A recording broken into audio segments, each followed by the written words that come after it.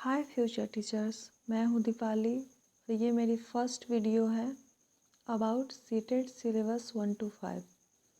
जो हमारा पेपर 1 होता है वो क्लास 1 से 5 के लिए होता है। तो हम लोग आज डिस्कस करेंगे उसके सिलेबस के बारे में।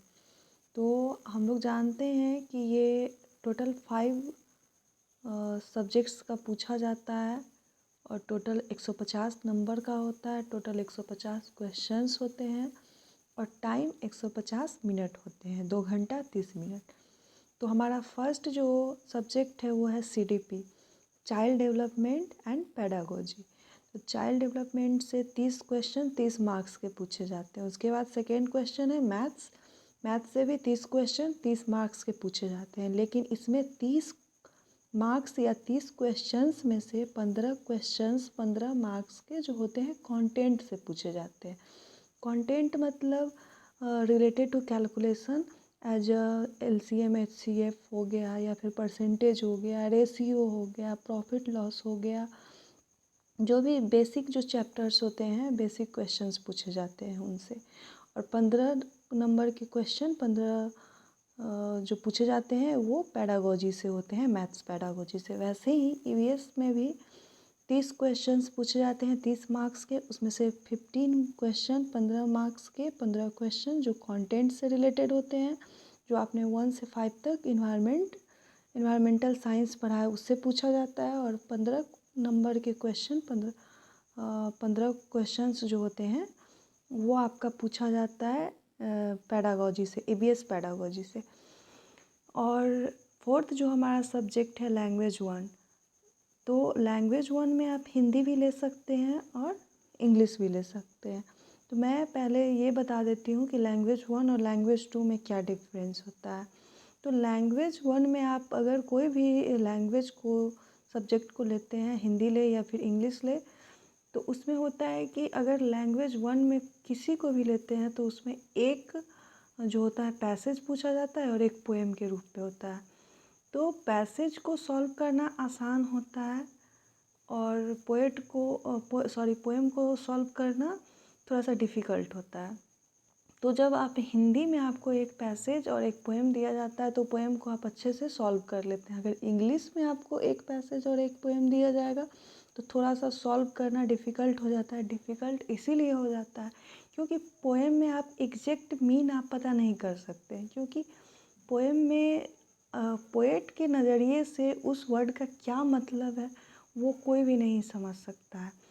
तो थोड़ा सा हिंदी में आसान हो जाता है, इसीलिए हम लोग लैंग्वेज 1 में हिंदी को प्रीफर करते हैं और लैंग्वेज 2 में इंग्लिश को प्रीफर करते हैं, क्योंकि लैंग्वेज 2 में दोनों के दोनों पैसेज ही होते हैं। तो पैसेज को सॉल्व करना थोड़ा सा ईजी हो जाता है। तो अब हम लोग समझते हैं कि लैंग्वेज 1 में हिंदी है तो उससे 30 क्वेश्चन 30 मार्क्स के पूछे जाते हैं। 15 जो क्वेश्चन होते हैं कंटेंट से रिलेटेड होते हैं, जो आपको पैसेज के फॉर्म में और ये पोएम के फॉर्म में दिया जाएगा। उसमें आपका पर्यायवाची शब्द, विपरीतार्थक शब्द, मुहावरा या फिर हिंदी व्याकरण से रिलेटेड भी पूछा जा सकता है।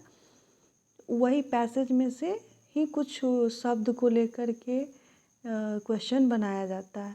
और 15 नंबर का क्वेश्चन जो होता है जो आपका हिंदी पेडागोजी से पूछा जाएगा। अब लैंग्वेज 2 की बात करते हैं तो लैंग्वेज 2 में भी 30 मार्क्स के 30 क्वेश्चंस हैं। उसमें भी 15 जो नंबर के 15 क्वेश्चंस होते हैं वो कंटेंट रिलेटेड पूछा जाएगा। तो कंटेंट रिलेटेड आपको 2 पैसेज दिया जाएगा, उसी पैसेज में से आपको साइनो एंटो प्रोवर्ब फ्रेज या फिर इंग्लिश ग्रामर से रिलेटेड क्वेश्चंस पूछे जाएंगे।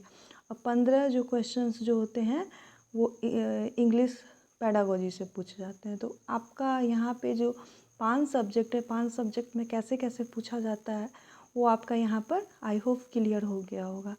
अब हम लोग बात करते हैं कि क्वालिफाई करने के लिए कम से कम 90 मार्क्स की ज़रूरत होती है। इसमें कोई निगेटिव मार्किंग नहीं है। तो आप लोग कोशिश करें कि 150 क्वेश्चंस में से 150 क्वेश्चन सॉल्व करके ही आए। उसके बाद हम लोग सिलेबस की बात करते हैं। तो सिलेबस कभी भी प्रिपरेशन किसी भी एग्ज़ाम का स्टार्ट करने से पहले उसके सिलेबस को भली भांति हमको समझना चाहिए। उसके बाद PYQ की बारी आती है, प्रीवियस ईयर क्वेश्चन की बारी आती है। तो किसी भी एग्ज़ाम में किस टॉपिक से किस तरीक़ा से पूछा जा रहा है या फिर कितना ज़्यादा कितना कम या कुछ भी आपको पता करना है तो आप उसके आप PYQ से पता कर सकते हैं। तो 2011 से 2023 तक का PYQ आप लोग ज़रूर सॉल्व करें। लेकिन 2022 और 2023 में जो ऑनलाइन जो एग्ज़ाम्स हुए हैं उसको आप स्पेशली उसको सॉल्व करने का कोशिश करें क्योंकि वो बहुत ही इम्पॉर्टेंट है, उसको आपको सॉल्व करना ही है सारे शिफ्ट के क्वेश्चंस को। उसके बाद आते हैं टॉपिक डिस्कशन और क्विज। तो टॉपिक डिस्कशन आप लोग ग्रुप बना लीजिए, 4-5 अपने फ्रेंड्स का ग्रुप बना लीजिए, डेली एक टॉपिक रखिए, टॉपिक पे डिस्कस कीजिए। डिस्कस करने से होगा कि उस टॉपिक के बारे में आपको अच्छे से नॉलेज हो जाएगी और आप अच्छे से परफॉर्म कर पाएंगे। और क्विज हो गया कि क्वेश्चन आप जो भी टॉपिक पढ़ते हैं उससे रिलेटेड जो इम्पोर्टेंट क्वेश्चंस खुद से बनाइए या फिर खुद से बनाने के बाद सॉल्व करते हैं या किसी से पूछते हैं या फिर आंसर देते हैं तो वो टॉपिक आपका साथ साथ वो कंप्लीट होते चला जाता है। तो इसके लिए मैंने टेलीग्राम पे एक ग्रुप बनाया है द फ्यूचर टीचर्स के नाम से, तो आप उसको प्लीज़ ज्वाइन करें। और वहाँ पर बिल्कुल फ्री है, वॉइस कॉल या फिर वीडियो कॉल ग्रुप में सब लोग जुड़ते हैं, वहाँ पे टॉपिक डिस्कशन होती है, उसके बाद क्विज भी होती है। तो आप लोग प्लीज़ वहाँ पर जुड़े। उसके बाद ये सिलेबस दिया गया है जो सीटेट की वेबसाइट से मिला है, 2022 की है एंड आई होप 2023 में ये चेंज तो नहीं ही होगा। उसके बाद है कि चाइल्ड डेवलपमेंट एंड पैरागोजी हम लोग का जो फर्स्ट सब्जेक्ट है उसे पूछा गया है। टोटल 3 ग्रुप से इसमें पूछे जाते हैं। उसके बाद हम लोग बात करते हैं लैंग्वेज 1 और लैंग्वेज 2। लैंग्वेज 1 लैंग्वेज 2 क्या लेना है वो आप पर डिपेंड करता है और मुझे क्या सही लगता है वो मैंने आपको बताया।